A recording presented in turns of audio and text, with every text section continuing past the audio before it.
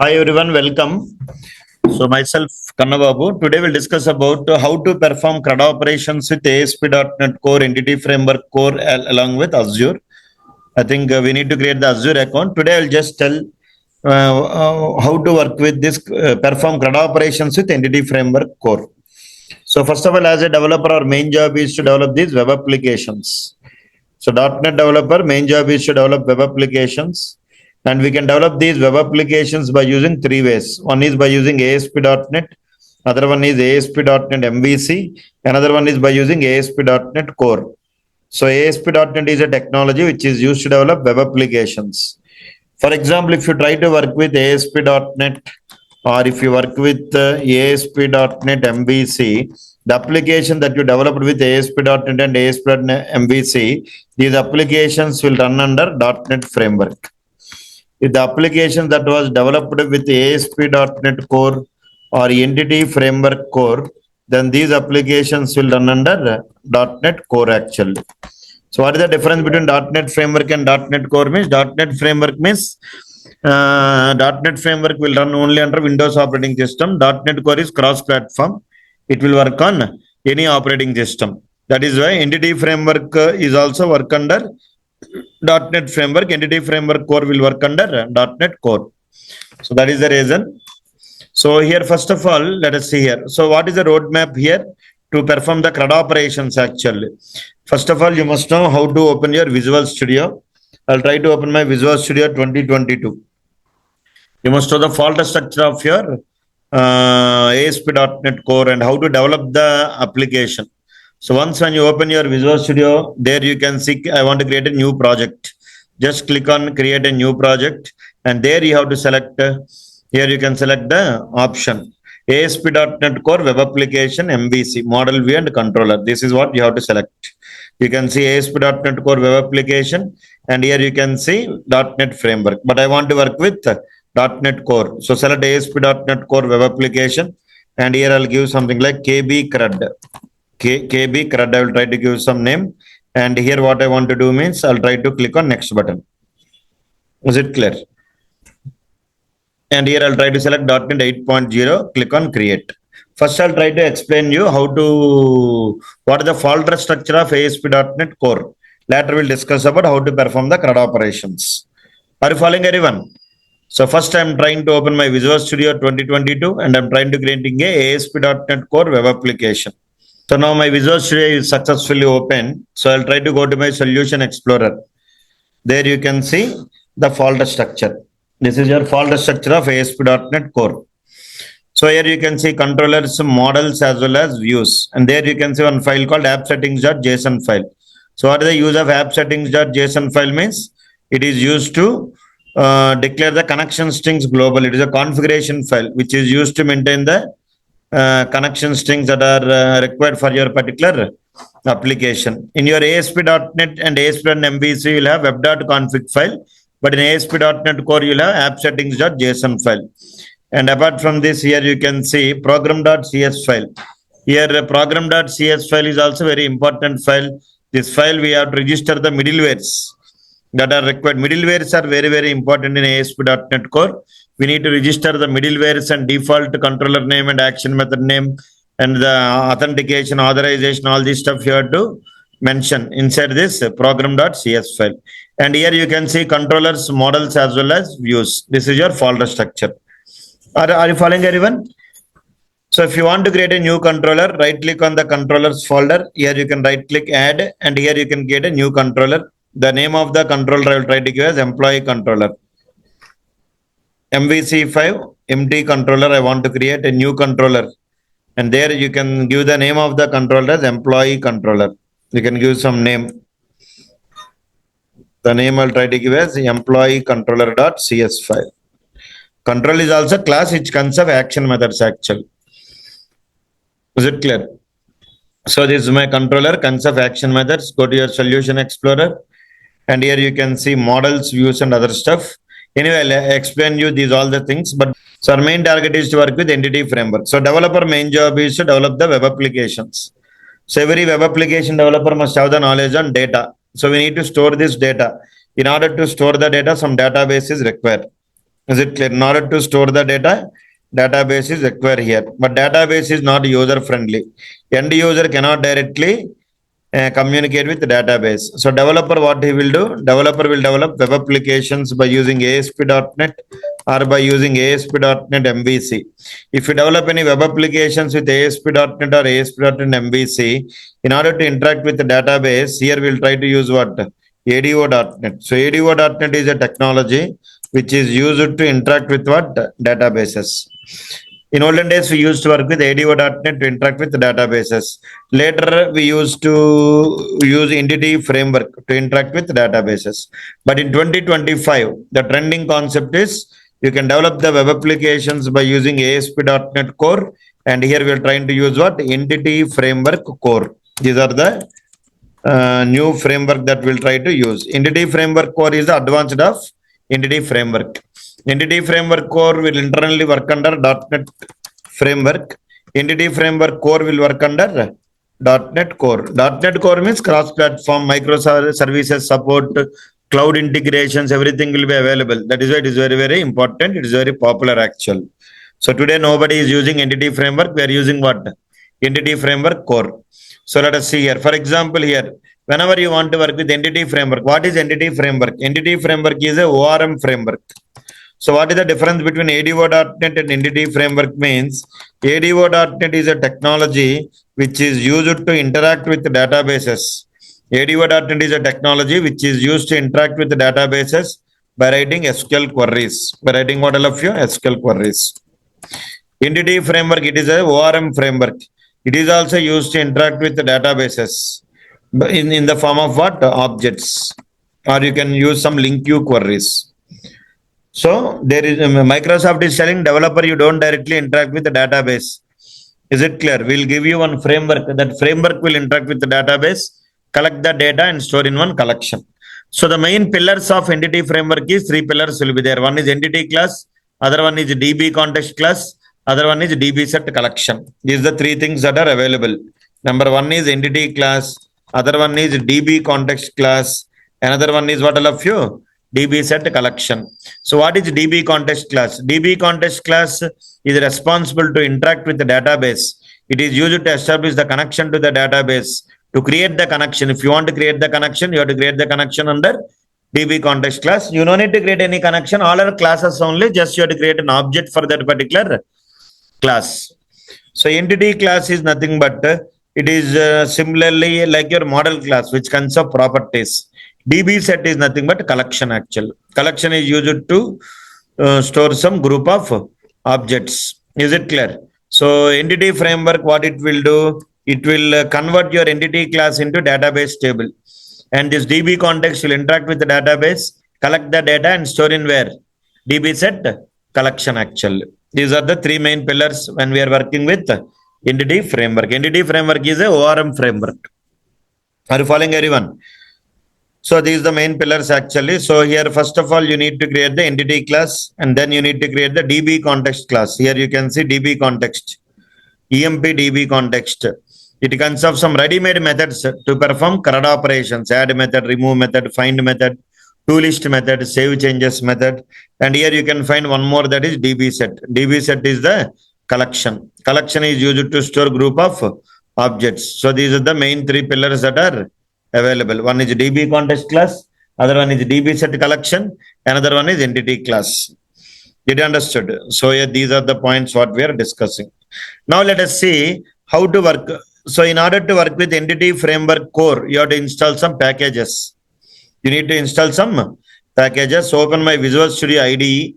And here, first of all, what I want to do means you have to go to your tools.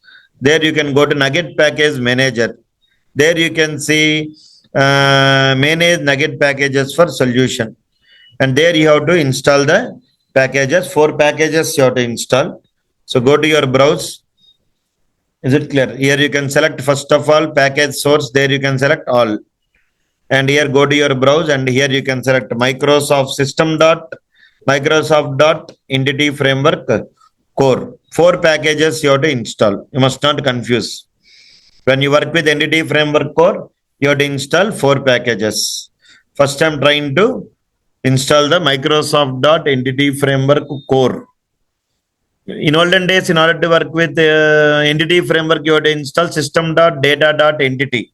But that will not work in our Microsoft.entity framework core. Here you have to select Microsoft.entity framework core. Come down here somewhere, you can select Microsoft.entity framework. Where you can refresh this one.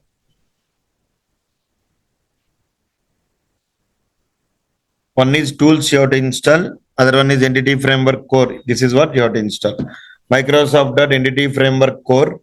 Just check the checkboxes and click on install. That's the first package you have to install. Click on apply. Did you understand? Click on I accept. That's the first package you have to install.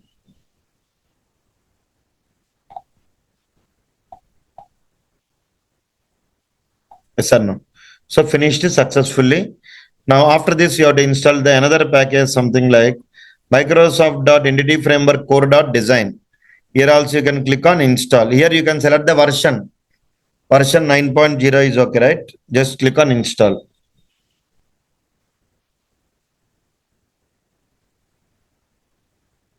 Click on apply.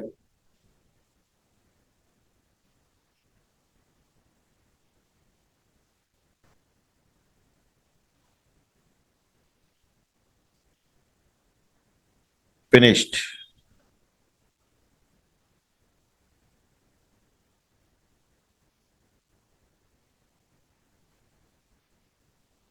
So how many packages we installed means 3 packages we have installed. Here you can check what are the packages that are installed. First one is entity framework core.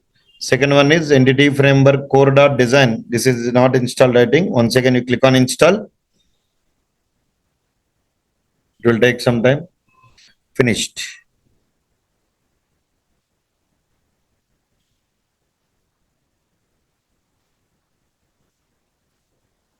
Click on apply. Click on I accept. Design is installed. Now install the SQL Server. Microsoft.entity framework core.SQL Server. Click on install. You have to install all the packages. Click on apply. Click on I accept.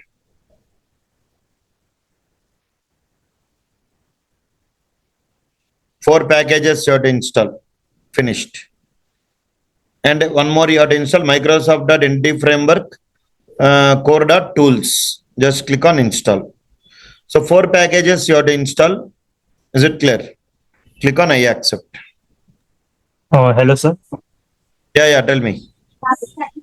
Every time we have to install or only first time? Every time you have to install because you'll do the project only one time and you'll open Visual Studio only one time. How many times you are opening Visual Studio? Every time you have to install. Is it clear? But when you work in a company, you'll work on only one project. You'll open the same Visual Studio, same project you'll try to open. If you open this Visual Studio every time, you have to install in your project. One time is enough for one project actually. Got my point? Yes, sir. So these are the 4 packages you have to install. Microsoft.entity framework core. This is the first package. Second package is Microsoft.entity framework core.SQL server. This is the second package. Especially if you want to work with entity framework core. Entity framework core.tools. Entity framework core.design. So what is the purpose of these all packages? First package means when you install the first packages, you'll get the access to interact with what? Database. All the DbContext class predefined methods, say add method, remove method, these all methods will be available. And the second package main purpose is your entity framework, you're using entity framework core will interact with SQL Server Database. And one of the other differences between entity framework and entity framework core, entity framework will interact only with SQL Server Database, but entity framework core will support any database, any cloud environment, PostgreSQL, Oracle, anything it will support. That is why it became very popular. And then the third one, you will try to use entity framework core.tools. So whenever you want to apply any migrations, command line interface tools or migrations, if you want to create work with database first approach or code first approach. If you create entity class, then automatically table will be generated. The database migrations and everything will be possible if you install this package. And the last one is entity framework core.design. It is used to perform the scaffolding operations, design time support. If you want to automatically generate the database first approach, if you want to create the database table automatically based on your model class, then you have to use this package. So these are the main advantages of these four packages. So successfully installed all the packages. Now, first of all, you must know how this entity framework core will work actually. For example, let us assume I have on screen, enter employee number, one text box, employee name, one text box, salary, one text box, click on button. So whenever user hit the button, what will happen? User will enter the values in the text boxes and click on this save button. And then we need to, whenever user clicks on save button, I need to store all the values in one object. And I need to add this object to my collection. That is my DB set collection. I added the object into collection and then by using add method, and then I'll try to save the changes. So what are the steps we need to follow, all of you? Step number one, create an object for entity class, add the object in the DB set collection, and then we need to save the changes. So whatever the modifications that are done in DB set, these modifications will automatically update to the database table after save changes. So let us implement this one. You'll get some more clarity. So entity framework supports two types of approaches. Basically, entity framework core supports two types of approaches. Two types of approaches. Number one is database first approach, DB first approach, and number two is code first approach. DB first approach and code first approach. Database first approach means, in database first approach, what we need to do means we need to create the database table first. In DB first approach, we need to create database table, and based on database table, entity framework, based on database table,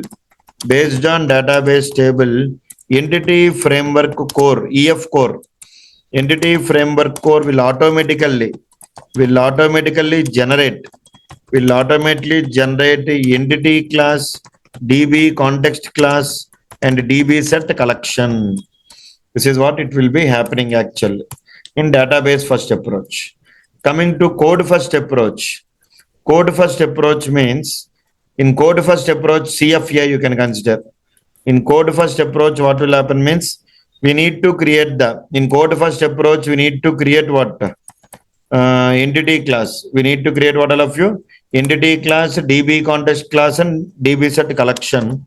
So based on entity class, entity framework core, EF core will automatically generate database table. This is how you can work. But model first approach will not be supported by entity framework core. It will be supported by entity framework. Did you understand? So what is the difference between entity framework and entity framework core means? Entity framework core will work under .NET framework. Entity framework core will work under .NET core. Entity framework will run only under Windows operating system. And EF core will work under cross-platform, any operating system. Entity framework will use it to interact only with SQL Server Database. Entity framework core will support any database. Is it SQL Server, Oracle, MySQL, etc. That is how you can work here. I hope you understood everyone, right? So now let us see how to work with code first approach or database first approach. Code first approach, let us see here. The steps that we'll try to follow, how to work with this code first approach. So in code first approach, first step we need to install what? Packages. That is mandatory. Then we need to create what? We need to create entity class, and then we need to create DbContext class. Everything we need to create. We need to create DbContext class, and we need to create the DB set collection. We need to create DB set collection. That's it. And then we need to create controller. We need to create what, all of you? Controller class. So let us say this is what happening actually. So whenever if I want to insert the record, first when user click the button, I need to create an object for which class?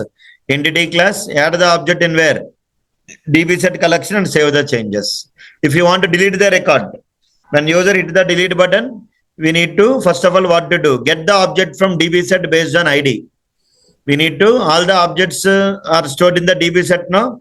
Collect the object from DbSet based on ID and then remove the object and then save the changes. Let us do all this stuff practically. You'll get some more clarity. So I want to develop one small application like employee management, having 3 text boxes, employee number, employee name and salary. Whenever user clicks on create, I want to store all these values in the, display the values in the HTML table. Did you understand? This is what the CRUD operations I want to perform. Let us start code with this. Is it clear, everyone? So let us see how to work with these concepts. But before that, you must have the knowledge on the execution flow. So let us see what will happen. MVC execution flow is also required. So developer will develop the web application. So user will open the browser, enter the URL, then request will go to the controller. So controller will check whether request is get request or post request. As the request came through URL, control will consider the request as get request. So this time controller will invoke the if the request is came through URL or hyperlink, it will consider the request as get request. So if the request is get request, control will execute this .cs HTML file and it will display the design on the browser. Are you following? And when the user will enter the input in the text boxes and click on this save button, then again what will happen? Request will go to the controller. This time control will consider the request as post request. And the controller will, whatever the values, now here DbContext will establish the connection to the database. Is it clear? And then the data will be showed in the collection, that is DbSet. And then here what will happen means, this time the controller, what it will consider the request as post request. And then it will create an object for the entity class, add the object to the DbSet collection and display all the new record in my HTML table. Let us see that one anyway. Practically, you'll get some more clarity actually. Let us see anyway how to work with that. So first of all, I'll try to open my Visual Studio. First step is go to your Nugget Package Manager, install all the packages. Yes or no? Now go to your Solution Explorer. There you can go to your, after adding all the packages, you need to build the solution. Build solution so that the modifications will be changed. Saved actually. What are the modifications you have done? These all modifications will be. This is somewhat lengthy video, but very important. Watch this one several times and complete this one. And please post your comments, like, share, and subscribe also. It will be very helpful to everyone. This type of CRUD operations is very, very important for everyone. If you have any doubts also, you can please type your queries in your comment box. So first of all, right click on models. Right click on models, create the entity class. Add. I want working with code first approach. I want to create a new class. The name of the class I'll try to give as employee. Employee.cs. Click on add button. Click on add button. Here I'll declare some properties. Public int. Here the property name I'll give as enumber. And here I'll declare one more property, public string. Here the property name I'll give as ename. Here I'll declare one more property, public double. The property name I'll give as salary. Here I'll try to give as what all of you? Salary. Did you understood? So here I want to entity class means the database table must be automatically generated based on your what? Entity class.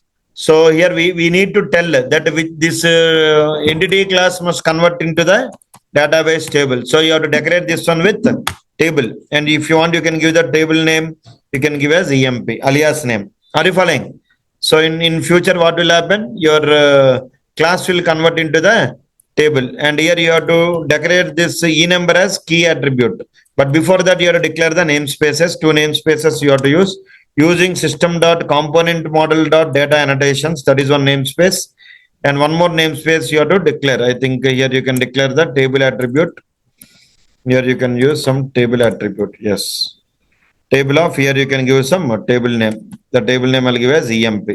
So one table is created with name EMP in your database. And here I'll declare this one with key attribute. So primary key is also generated. Code first approach means you no need to create the database table. You need to create the entity class. Based on your entity class, your entity framework will automatically generate what? Database table. That is code first approach. And here string also, here you have to use question mark actually, because there is a problem of nullable data types. In order to avoid this nullable data types, you have to use what? Question mark. So nullable data types means which will allow null values actually. Whenever you deal with string means it is mandated to have to use what? Question mark. Otherwise it will show error. Are you following everyone? So here if you want, I'll open the notepad and I'll share you the document also for you. So step number 1, what to do? Open Visual Studio 2022. This is the first step. Next step, go to solution, install all the packages. Install 4 packages. I told you na. What are the 4 packages you need to install? These are the 4 packages we need to install. Did you understand? I already installed. So here simply how to install the packages, go to tools on the top. There you can see Nugget Package Manager. Nugget Package Manager. Is it clear? There you can select the packages and install all the packages. This is step number 2. Step number 3, what I want to do? Step number 3, here you can go to right click, go to Solution Explorer. Go to Solution Explorer. Solution Explorer. Right click on Models. Right click on Models and here you can select Add Class. Add class, name is equal to, you can give some name as employee.cs. That is nothing but your entity class. Copy this one. Here you can copy this code and here you can paste it. My entity class is ready here. Now I want to create the step number 4. I want to create the DbContext class. Step number 4. Are you following everyone? Here what to do means create DbContext class. So how to create DbContext class? Go to your Solution Explorer. Right click on the models. There you can select add class. The name of the class I'll try to give as empdbcontext. empdbcontext.cs. So DbContext is used to establish the connection to the database. So when can you call this class as a DbContext? If this class is inheriting from DbContext class. And this namespace is also required using Microsoft.entity framework core. And DbContext class comes one constructor here actually. Constructor. And here before that you have to declare the connection string in your app settings.json file. So before that I'll try to open my SQL Server Management Studio. So you can directly connect to your local SQL Server or you can connect to Azure portal also. Is it clear? But in the next video I'll upload how to connect my .NET Core application to Azure. Is it clear? Today I'll try to explain how to connect to the local server. This is my SQL server. Server type is database engine. Server name is desktop - this one. And if you want, you can connect using SQL Server authentication or Windows authentication. Windows authentication, you can connect. Just I'm connecting actually. Click on connect. So no need to create any database, but I want to just get the connection string. So this is my server name actually. So copy this one. Are you following? Now here I want to establish the connection to the database server. Go to your Solution Explorer. Go to your app settings.json file. Very, very important. So what is the use of app settings.json file? It is a configuration file which is used to declare the connection string globally. In olden days, we used to use web.config file, but here we'll try to use app settings.json file. Are you following? Here you can give comma and it will maintain the data in the form of key and value pair format. Here you can give something like connection string, key comma value. Here you can give something like connection strings, colon. And here you can give the connection string name. The name of the connection string I'll give as getCon in double quotes. It will maintain the data in the form of key and value pair format. And here you can give the connection string name. Server is equal to, what is my server name? Desktop -dij6fv0. And here I'll try to give data space source. That is my server name. If you want, you can give database or initial catalog. Initial catalog is equal to my database name. Which database you want to give? That database you can give some name. I will give as Kannababu. Some database name I want to create actually. and then I want to give something like integrated space security is equal to yes. If you want to connect with Windows authentication, you have to mention this one. Integrated space security is equal to yes. And apart from that, you have to give something like trust server certificate. Trust server certificate is equal to true. So I'm connecting with Windows authentication. These are the connection strings you have to mention. So before creating the DbContext class, what to do? Go to app settings.json file. Go to app settings.json and write the code. This is the code what you have to write. Check this code. Connection string get con is equal to. Here you can give server name, initial catalog. Initial spelling is wrong. INITIAL, initial catalog. Is it clear? If you want, you can give I capital and C also capital. You can give initial. Otherwise, it doesn't matter. String only, no, it will work.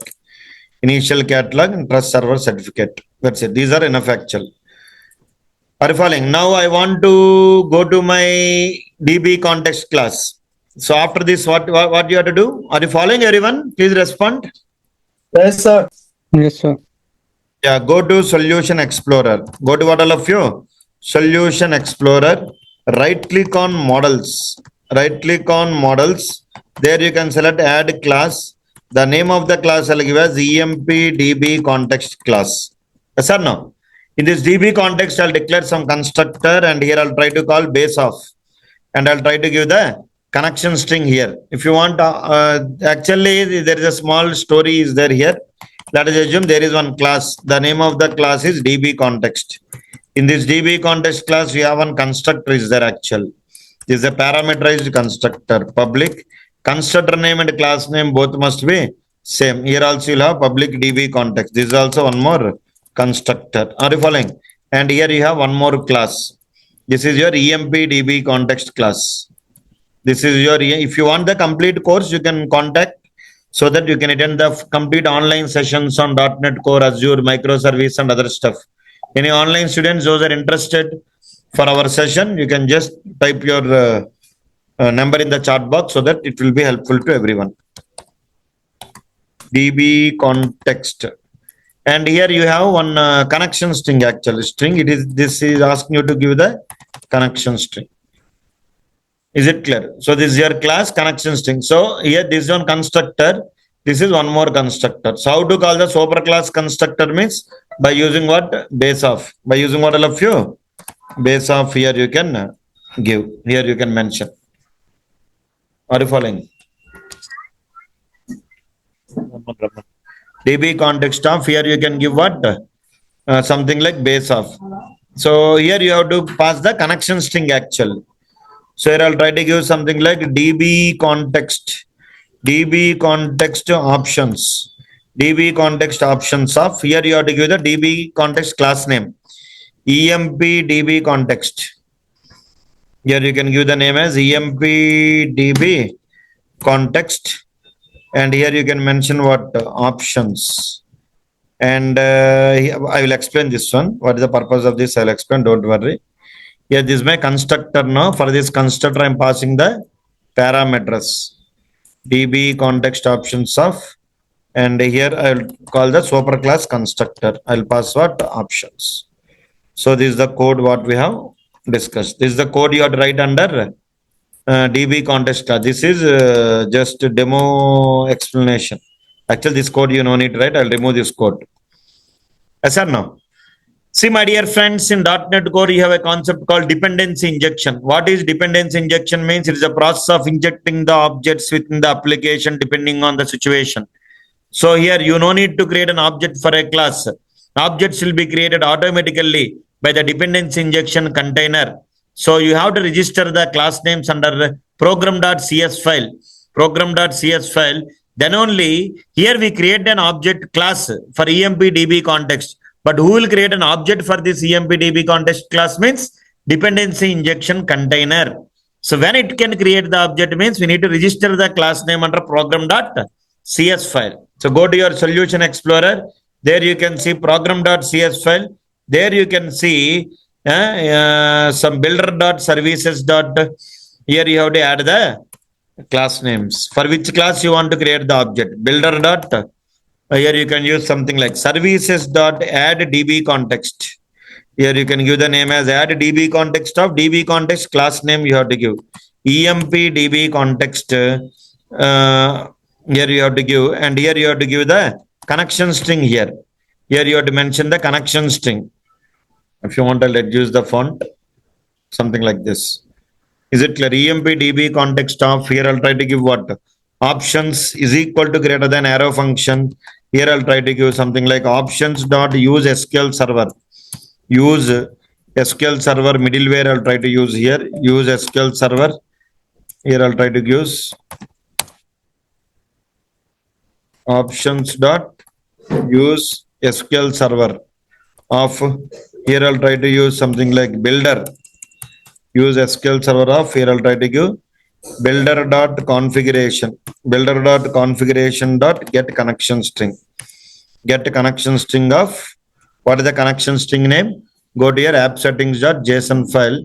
There you can check here. My connection string name is getCon. Are you following? So go to your program.cs file. So what is the meaning of this line? That is very, very important. First of all, whenever you try to run your application, first control will go to program.cs. Is it clear? And there, what it will do, what is the meaning of this line means? We are trying to get the connection string, where we declare the connection string in app settings.json file. So this is the middleware actually. Middlewares are the request pipelines which are used to process the request actually. So here at DbContext, we are registering the DbContext class inside this particular startup.cs file, so that the dependency injection container will create the object for this particular DbContext class, and this use SQL Server middleware will collect the connection string from app settings.json file, and this object will be injected within your particular what? Constructor. Yes or no? And we are sending this object to the super class constructor. And inside this EMP DbContext class, I'll create one DbSet. DbSet is a collection, public DbSet of, here you have to give the class name, entity class name, employee. And the name of the collection also you can give something like employee. This is what happening here. Are you following everyone?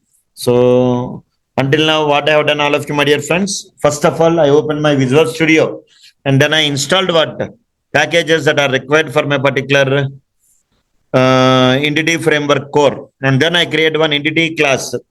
Is it clear? And then I create one DbContext class. And then I declare the connection string in app settings.json file. And then I created one middlewares. Is it clear? These are all the stuff we have created. Now I want to create one controller or created. Now I want to, now the main task what we have to do means we need to add the migrations. That is very, very, very important. This is the code what you have to write in app settings.json file. And this is the code what you have to write in program.cs file. This is the code for program.cs file. You have to write this code actually. This is my program.cs file. Step number 6, code for, here I'll try to give program.cs file, something like this, that you have to add. Step number 7, is it clear? Step number 7, in DbContext class also you have to create one DbSet collection also. Under DbContext class, here I'll try to copy this one, and here I'll try to paste it, something like this. Are you following? And now what I want to do here means, I want to add the migrations. Add migration to create database. So database is not created. We set up the configuration. Now we want to create the database. This is the main step actually. So first go to your tools. There you can go to Nugget Package Manager. There you can see manage Nugget packages for console. Package Manager console. There you can select. And there you can select, we need to install the CLI. If you just come down, you can see the console, Nugget Package Manager console. Here you can see. Is it clear? Here you can increase the font so that you can see something like this. Are you following? So here you got. Now first we need to install the tool actually. If you want, you can check here, .NET space, tool space, install space, --global space .NET hyphen EF. But already entity framework core is there. Again, you don't need to install, but just I'm showing actually here. Installing the entity framework core actually. Did you understood? And then we need to add the migrations. .NET was EF was successfully updated from version 9.9 to version 9.0.110. If already the steps are installed, we no need to again install. Did you understood? It will update actually. New modifications will be updated. And then we need to add the migration. The command will be .NET space EF space migrations space add. Here I'll try to give initial create. So I'm trying to add the migrations actually. Add the migrations. So build started. And then here we need to update to the database actually. These are the three commands that are very, very important. First, we need to install the tool globally. Install the entity framework core. And then we need to add the migrations. And then we need to update to the database. Are you following everyone? So successfully, the migrations are. So go to your solution explorer. There you can see my model class here. There you can see one folder is created with name migrations. Sir, what is the meaning of migration here? I will explain. I'll explain. First, you need to add this one also. We need to update to the database. Something like .NET space EF space database update. Database space update. So I want to update to the database. So here three commands I've written, my dear students. First command I written something like, what is the first command I written means? Build succeeded. I think it was succeed .NET EF database update. Build started, build succeed. Now go to your solution explorer. There you can see dependencies. You have to build the project actually. Save the changes, build the solution. Again, I think again we can run this command once again. This command. .NET EF migrations add initial create.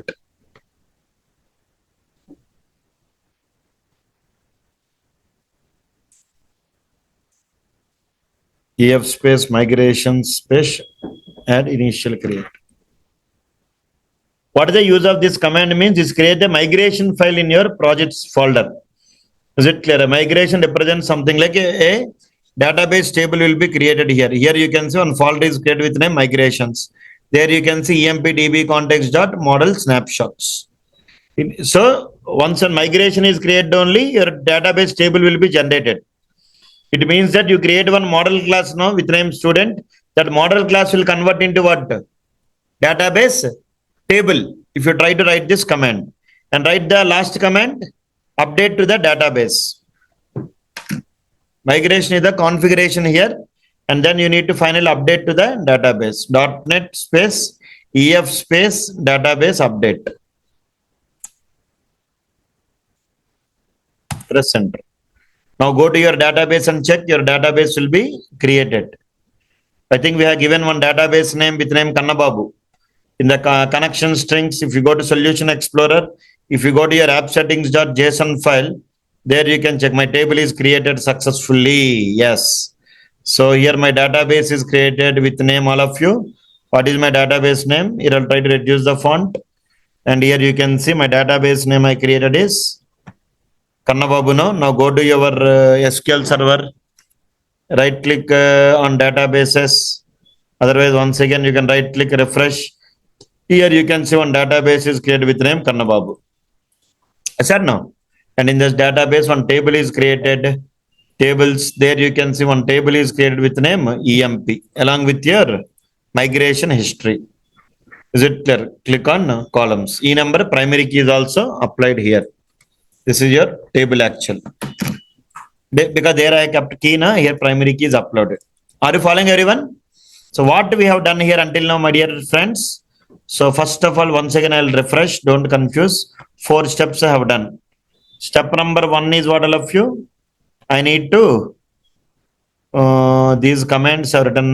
There are 4 commands are written. This is the 4th command.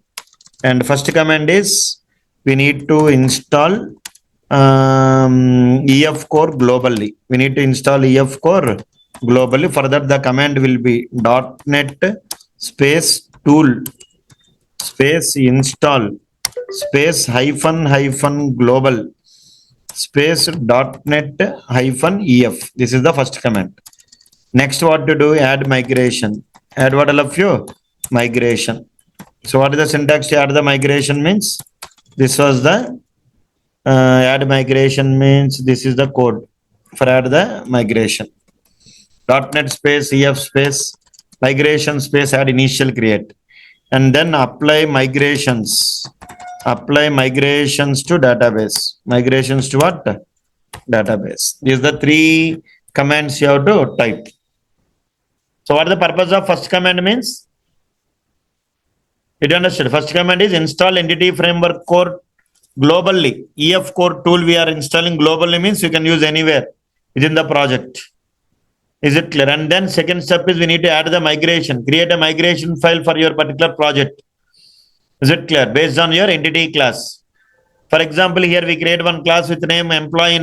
For that, one table will be generated. And finally, whatever the table that is generated, that we need to update to the database. Migration is nothing but SQL query. Where SQL query is what? Generated. That is nothing but migration, and this query will execute in where? Database when you type this update. So until now, we have created the setup. Are you following everyone? SQL script file is generated when you done the migration. Is it clear? Hello? Yes, sir. Migration table. Sorry?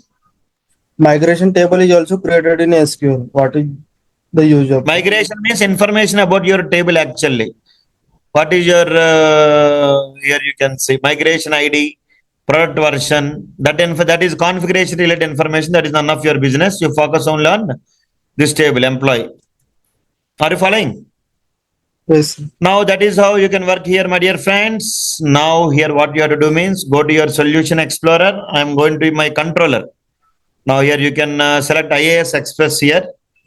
And I want to update the font also here. I'll give something like 50. And here this is my index method is there. Very good. Now I want to get all the employee details from the database table. Is it clear? So here first what I want to do, here we need to use dependency injection mechanism. Dependency injection means it is a mechanism of injecting the objects within your particular application. Before watching this video, you must have the knowledge on .NET Core. Otherwise, you may feel difficult. And if any new students or if you want to update .NET Core, you can contact in the chat box. We'll guide you. Public class, the name of the class I'll give as EMP controller. Inheriting from which class? Controller class. This is your controller. And here you'll have something like beside controller. Here we create one more class with name EMP DbContext class. EMP DbContext, it is also a class actually. And inside the controller, you can create one constructor, something like public EMP controller. This is your constructor. And inside your DbContext also, you'll have one constructor that also we have discussed actually. This is your DbContext class. Are you following? And here you'll have one more constructor, public EMP DbContext. So now here what is happening here, all of you means we need to create what? Dependency injection means injecting the objects within the application depending on the situation. So we need to inject this EMP DbContext object inside the controller. So who will create the objects for these classes means dependency injection container will create the objects. That classes you have to register in program.cs file. So how to inject the object means here you can give EMP DbContext, something like this. And here you can give DbContext. Are you following everyone? So here what is happening here means you no need to create object. Objects will be created automatically by the dependency injection container. Are you following? For which classes you want to create, that classes we need to register under program.cs file. Already we have registered that one. And here I'll declare one private variable, private read only. I'll create one read only variable, and here I'll give the name of the class as empdbcontext underscore empdbcontext underscore empdbcontext. So this is nothing but instance variable. This is local variable parameter. Na? The parameter will expire once when this constructor was executed. That is the reason I am copying the object in my instance variable is equal to DbContext. That's it. This is what we have to do now. So now here I'll try to declare one variable in my constructor, something like private. Here I'll give something like read only. Here I'll give the class name empdbcontext. empdbcontext. The name I'll give as underscore DbContext. I'll try to give the object name. Instance variable I'll give as underscore DbContext. And here I'll try to inject I'll declare one constructor. Is it clear? And I'll try to inject that object inside this constructor empdbcontext. And here the name I'll give as DbContext.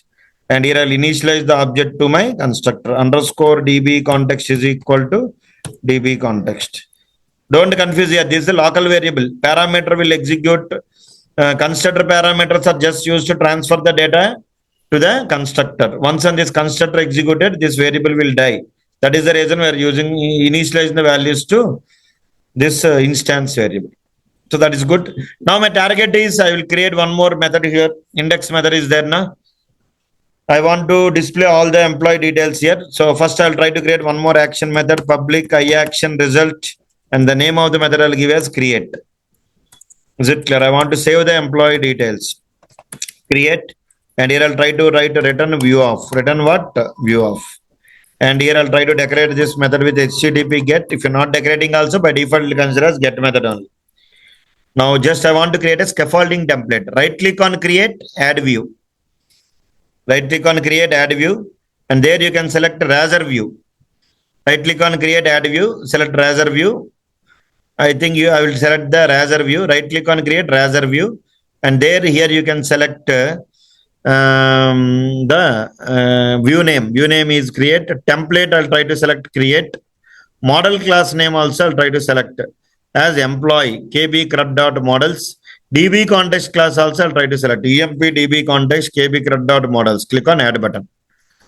So now I'm generating the view based on my model class. That is scaffolding actually. Scaffolding template will automatically generate the view based on your entity class or model class. So my view is generating all of you. Is it clear everyone? So let us see here. Go to your solution explorer. Here my view is what? Generating. So generally Microsoft in ASP.NET you have toolbox you can drag and drop. But in .NET Core, no need to worry about that. You can automatically generate the view based on your entity class. So go to your solution explorer. First go to your program.cs file. There you can see default controller name you can set. Here I given home now. I'll give my controller name as employee. And now I'll try to run this project. You can check. By default, the request will go to program.cs file. There it will travel. The request will travel via middlewares. Searching for the default controller name is employee and default action method name is index. So the request was considered as get request, and that index method will get executed. That was decorated with HTTP get. And you can see the design. In-depth .NET Core or Angular microservices Azure if you want to learn, contact me in the chat box. The view index was not found here. Here you can go to your solution explorer, go to your employee controller, create. I think my index name is create. What was my index name was generated? Create.cshtml. I think I have given that one as index.cshtml. I have to give create. So here go to your solution program.cs file. Here you have to mention what? Create. Action method name I have given as index. Index is not created until now. That's why I mentioned the create. So let us see here all of you. Output will be displayed on the browser. You can see the form with 3 text boxes: employee number, employee name, and salary. Employee number is auto generate ID. You don't need to. If it is not displaying actually in the view. If you want employee number also, You can go to your create.cshtml. You can customize this code actually. Here you can just copy this one, form group, copy this div tag, and here you can paste it. And here you can give e number. Here also you can give e number because we didn't upload identity column now. That is the reason. Here also you can give what? E number. Are you following? Now press F5, check the output. Identity column is there means then the value will be auto generated. As we have not applied identity column, we have to manually enter the employee number also. That is the reason in the view I have added the employee number also here. So here you have three text boxes: employee number, employee name, and salary. Yes. Did you got my point? Now when I enter the values 101, and here I'll try to give some name, some Kannababu. If I try to give salary, I'll give 23,000. Click on create. Now again the request will go to the controller. This time control will consider the request as post request. So copy this one, and here again you can paste it. Here you can give the name of the method as what? HTTP post. Here the method name I'll try to pass here something like models dot what? Employee. The name I'll give as EMP, something like this. So what are the values that I enter in the text box? I want to store that values in my object.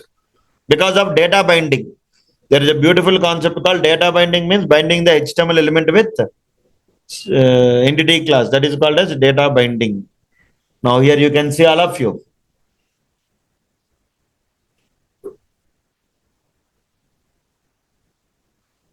Here I'll enter the values 101. Here I'll give something like Kannababu. Here I'll try to give some values. 24,000. Click on create. Now keep the cursor here. You can check here whether the values are coming or not. Yes, the values are coming here. What are the values that I entered in the text boxes? All the values are stored here. Now I want to add this object to the collection DB set. So already we have the object for DbContext. Use this object. Is it clear? So here you can give something like DbContext object dot DB set name is collection. Dot there is one method called add method. I want to add the object, employee object, and then save the changes. Underscore DbContext dot save changes. That's it. So what is happening here, all of you? Whenever user enter the values, in the text boxes, here what I want to do, whenever user enter the values in the text box and click on button, what are the values that we are entering? That values are stored in object, and that object is sending to controller action method, post method, and that object will be added to the DB set collection, and then save changes. Save changes means whatever the modifications were done on DB set will be updated to what? Database table. That is how you can work with this operation. So go to your database and check. Now if you want to display all the employee details, you can go to your action method here, and here you can write something like how to get means return view of. I'll call the method obj dot what is my DbContext class name? Underscore DbContext dot collection name employee dot toList method. toList method actually. toList is a method which is used to return the object from the DB set. That's it. Are you following? Now here you can generate the view. Right click on index. There you can select what? Add view. Select add view. There you can select razor view. There you can select index, and here the name I'll give as list. And here you can select the model class name as employee kb crud dot models DbContext class. Click on add button. So here what will be generated means the index view will be generated, display the employee details. So here we are using scaffolding template. Scaffolding means it will automatically generate the view based on your model class. Are you following? So today we are working with how to perform CRUD operations with code first approach. I'll try to run this one. Let us check here. By default, I think create method will get executed. So here go to your index method, and here you can write something like where emp is equal to underscore DbContext dot collection name employee dot toList. toList is a method which is used to return the collection, and I want to pass this object to my model. So we are trying to send the data to my view actually. So here the data what you are sending, that automatically will be available in my index.cs HTML file. There for each loop is there, that data what we are sending, it is stored in this particular model object. So just you can build the solution, and here you can run the project. Let us check how it is working.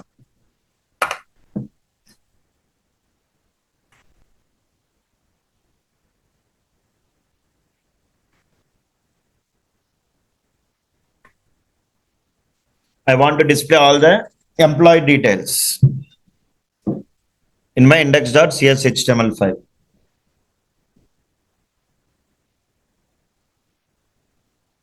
Here I'll try to go to back to list. One record is already inserted. Let us check whether that record is available or not. Let us check whether record is inserted or not inserted. Go to your database and check once. Right click on EMP, edit top 200 rows.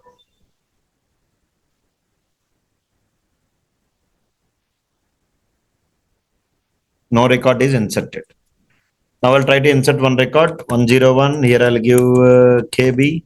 Here I'll give 21,000. Click on create. Here press F5.